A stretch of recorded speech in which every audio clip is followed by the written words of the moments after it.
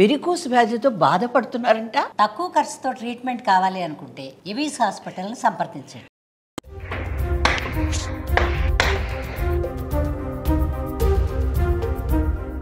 జమ్మూ కాశ్మీర్లో మళ్లీ ఉగ్రవాదులు రెచ్చిపోతూనే ఉన్నారు. యుద్ధం తర్వాత కూడా ఆక్రమణలకు కాల్పులకు పాల్పడుతూనే ఉన్నారు.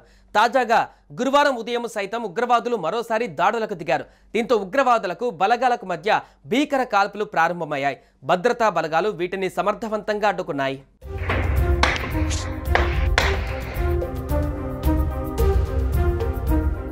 పహల్గాం దాడి అనంతరం భారత్ పాకిస్తాన్ పైన జరిపిన దాడిలో పాక్ తీవ్రంగా నష్టపోయింది. దీంతో కొన్ని రోజుల పాటు భారత్ పాక్ మధ్య ఉద్రిక్త పరిస్థితులు నెలకొన్నాయి. ఇక చేసేదేం లేక పాకిస్తాన్ కాళ్లబేరానికి వచ్చి కాల్పుల విరమణ ఒప్పందానికి ముందుకు వచ్చింది.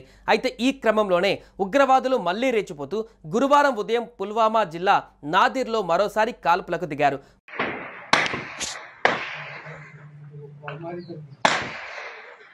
వెంటనే అప్రమత్తమైన భారత సైన్యం సమర్థవంతంగా ఎదుర్కొంది. ఈ భీకర దాడిలో 3 ఉగ్రవాదులు హతమయ్యారు. ఇకపోతే 2 రోజుల క్రితం కూడా ఇక్కడే ఉగ్రవాదులకు భారత భద్రతా బలగాలకు మధ్య కాల్పులు జరిగాయి. ఈ దాడిలో 3 ఉగ్రవాదులు మరణించారు. ఇక తాజాగా మరోసారి కాల్పులు జరగడంతో అక్కడ ఉద్రిక్త వాతావరణం నెలకొంది.